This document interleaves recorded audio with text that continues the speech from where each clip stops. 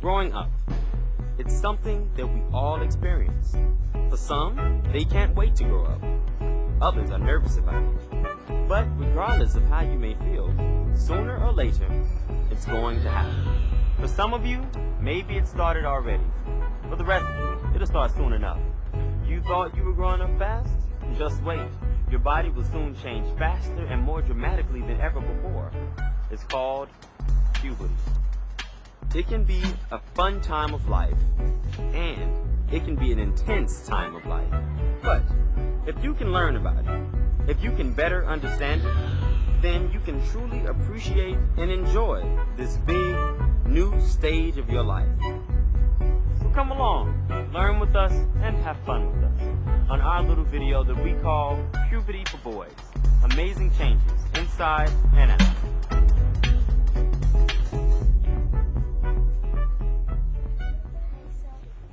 Puberty is the name given to a whole set of physical changes that we all, boys and girls, experience as we begin to get older. For boys, it'll usually start around the age of 13 or 14, but some start as early as 10 or as late as 16 or 17 years old. What are these changes? Well, you'll get bigger for one thing. Well, I'm always getting bigger. Every year, right? Sure, yeah, but during puberty, you will experience an even faster growth spurt. Plus, your body will begin to change shape. Your shoulders will become wider. You will become more muscular. Generally speaking, you begin to look more adult-like. I can handle that. What else? Well, you'll get hairier. Underneath your arms, you will begin to grow more hair. Same thing with your pubic hair. My pubic hair? Sure. The area near your penis will sprout a few hairs, and then a few more, and then a few more until... Okay. I got it. What else? Well, you'll begin to get more facial hair. At first, you will see more peach fuzz, thin little hairs, and eventually even a small beard. Sooner or later, we'll all want to shave. When you feel it's time, you may want to ask help from your parents, but it's not really as tricky as it may seem. Get some shaving cream, a safe razor, and take your time. Be careful. For most boys, it can be an important rite of passage on their road toward manhood. Sounds good. What else? You'll begin to smell more. You mean smell more like with my nose smell more? Or more like smell more like I smell more? Your body will emit a stronger odor. Really? I did not know that. Yep. You see, as you get older, your body chemistry changes and you perspire more, especially from the sweat glands in your underarms. Nasty. So use more deodorant, right? Sure, a deodorant will cover the odor, but you may want to use an antiperspirant, which will actually help you perspire less. Your armpits will actually have less sweat. Some people like one, some people like the other, whatever. But you'll definitely have to be sure to bathe more often. With puberty, your body emits much more perspiration and oils. You would definitely want to maintain proper hygiene habits and wash more. Wouldn't want to stink. Or get acne. Pimples? Right. We have sweat glands all over our face. If one of these glands were to become clogged, where do the oils go? Well, it can back up and infect the area surrounding the gland. The area pusses up and rises to the skin. Most kids, to some degree, get acne, and it can be a real pain. It can hurt, and kids don't really like the way it looks, so what can you do? What?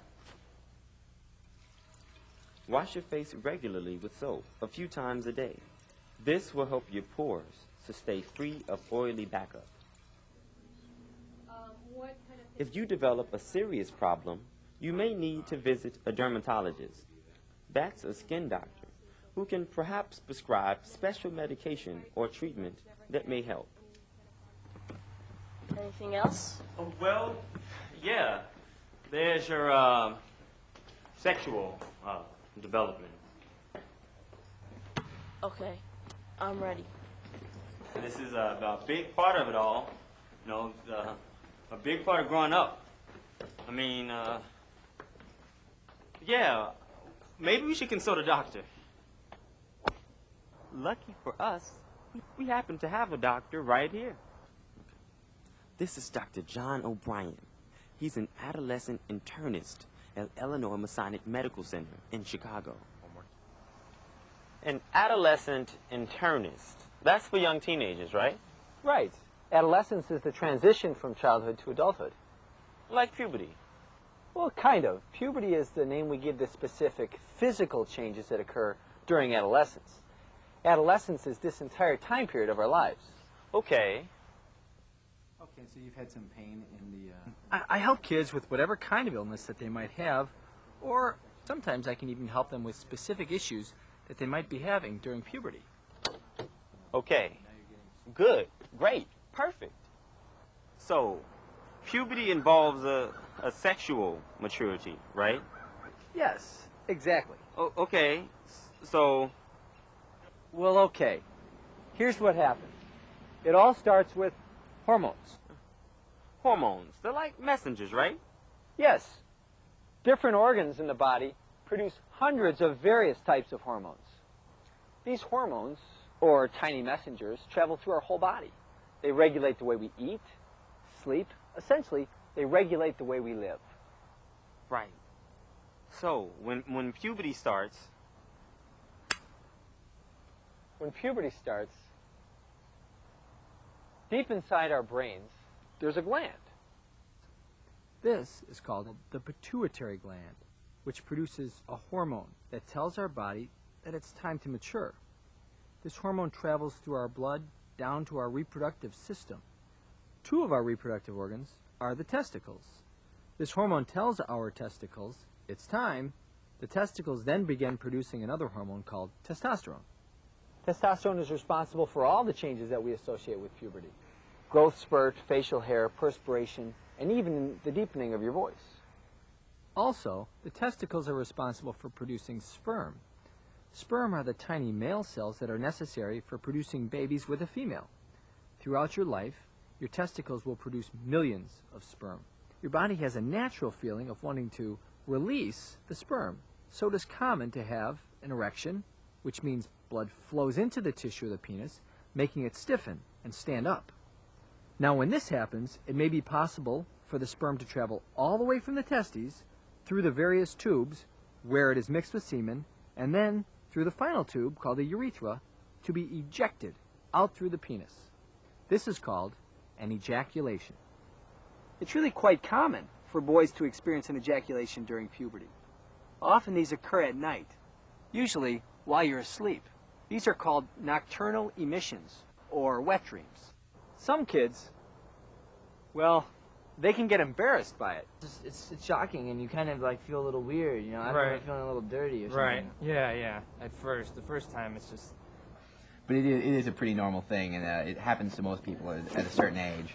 Yeah, it's totally normal. That's the key thing to remember, is that these changes that happen, it's not weird. It's just Like you're not weird, or you're not abnormal in any way. it's natural, and so 100% natural. yeah, and so don't feel weird about it, Ejaculations are really very, very common during puberty, and there's really nothing to be embarrassed about. Nice butt.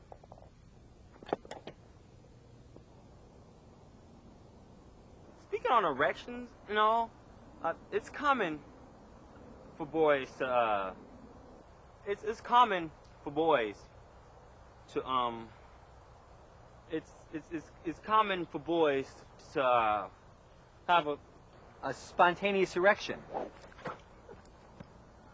Sure, boys can get erections when they least expect it, and sometimes when they least want it. It happens a lot, especially gym is probably the hardest time because you're in those shorts, those jogging pants or those jogging shorts. And then the girls are also in their shorts, so, their legs are showing. And Have you ever been talking to a girl and like all of a sudden you have to sit Yes. down, like you have to tie your shoe or something? Yes. You sit down, or you tie your shoe, or Excuse me, I have to tie my shoe. or you like fix your shirt. Yeah. You fix your, and you think, oh my God, like everyone must know. Right.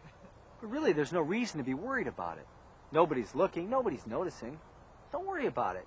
Think about something else. It'll pass soon enough.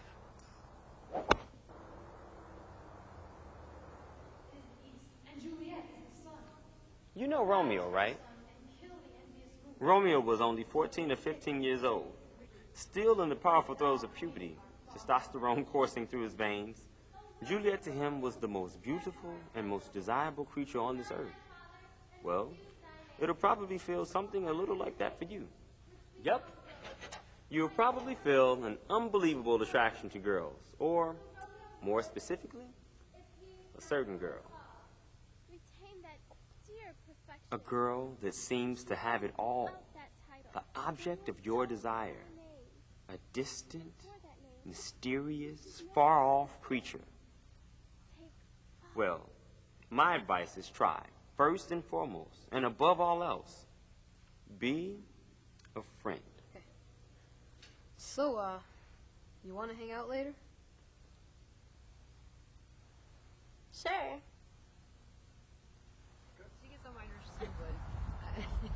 Start with the understanding and respect of friendships.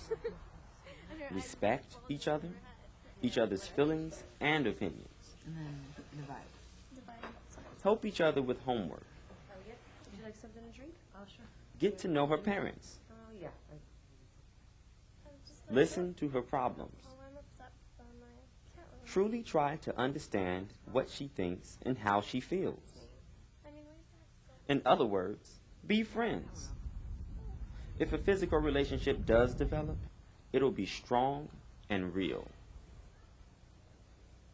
After all, having close friends, having the trust and intimacy of friendship is one of the greatest joys in the world. I couldn't agree more. Hey, just in time. We were just discussing girls and all. Oh, yeah?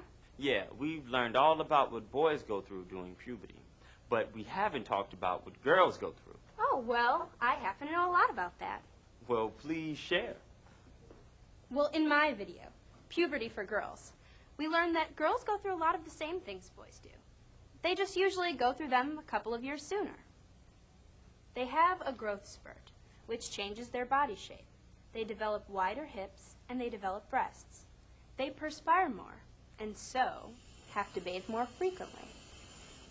Some girls have to deal with acne. They begin to get more hair. Many girls choose to shave their legs and armpits.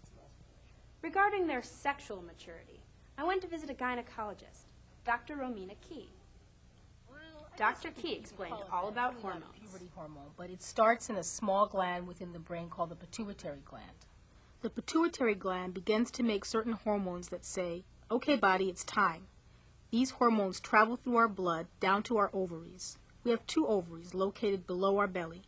Each is only about the size and shape of an almond, and inside each you have thousands of very, very tiny eggs that you were born with. The hormones tell the ovaries to begin to make estrogen, another hormone. This estrogen travels throughout our body and tells our body to grow larger breasts, pubic hair, and to have a more womanly shape. One of the eggs inside one of the ovaries begins to grow larger and larger. It reaches the surface of the ovary and then pops through. Right next to the ovaries are the fallopian tubes. They have a fringed end that captures the egg and carries it down through a thin tube toward the uterus. The uterus is shaped kind of like an upside-down pear. During this time, the wall of the uterus becomes covered with a lining made of tissue and blood. This is like a pillow to protect the egg if the egg becomes fertilized and the woman becomes pregnant. How does an egg become fertilized? From the man. You see, their sperm are able to travel or swim, and if one can reach a woman's egg while on its journey to the uterus, well, then the egg becomes fertilized. The egg will attach to the lining and it will grow. 1 cell becomes 2, 2 cells becomes 4, until voila, a baby is created. Amazing. It's the miracle of birth. But if the egg is not fertilized? If the egg is not fertilized, then the body no longer needs the lining and it's shed. So it simply slides out of the uterus, down through the opening called the cervix, through the vagina, and onto, well, probably your underpants. This is called having your period. It begins during puberty and happens just about every month. You've heard of maxi and mini pads and tampons, right? On TV? In commercials? Well, they're what a woman wears to protect her clothing from getting stained while she's having her period. Maxi and mini pads are worn outside of the body, Or the woman can choose to use a tampon, which is placed inside the body. It's the personal choice of the female. So, like, when a girl has her period, she can become pregnant, right? Yes, she is physically capable of becoming pregnant. But that doesn't mean that she's emotionally or intellectually capable of being a good mother. Right. Going through puberty doesn't automatically make you an adult. It takes many years to gain the experience and the wisdom needed to become a true adult. Yeah, sometimes kids think after puberty that, oh, I have to act all grown up now, when really they should just go on and enjoy being a kid. Yep. And be comfortable, knowing that you deserve to receive the protection and the assistance and the care of those adults around you. This is the time when we start dealing with emotions that we never experienced before. Exactly. In my experience so far, almost always adolescence is one of the most difficult times of our lives. There's certainly other difficult times to go through, but the challenges that are unique to adolescence we never have to go through again. Never will our bodies change so much in such a short amount of time. Never will the expectations on us change so quickly. Never will we have to give up so much in order to move on. And for all these reasons, there can be a lot of emotional difficulties, along with physical difficulties and academic difficulties and relationship difficulties. So a lot of things in adolescence lead to boys feeling kind of isolated and alone. And even feelings of confusion or loneliness or sadness. There's a huge new range of emotions you might come across that might all catch you off guard. You know, all these crazy thoughts go through your head, like, oh, am I cool? Maybe I am failing. Felt very lonely. Maybe I'm not succeeding. Like you go through different moods. My self-esteem is very fragile. My first year of high school was just god-awful. Different hormones going on through your body, you know. Depression's really common. You're basically very insecure at that point. As a result, I just became more lonely and more withdrawn and more depressed. But your security comes. It'll come. It comes for everyone, you know. You'll become secure. Yeah. You know, in some ways it's just your body changing and the hormones changing, and that kind of can mess up anybody. And also, it's as you see yourself differently, and as you see the world differently, and so you react differently to that. And you change the way you respond to the opposite sex. No longer do girls seem to have cooties, no longer do girls seem boring or undesirable. All of a sudden, girls seem like very interesting things. Girls. Girls. Girls. Girls. Yeah, basically girls. Girls, girls, girls. Girls is the main thing to be. I mean, that's a big thing that makes you feel kind of insecure, or kind of weird, or.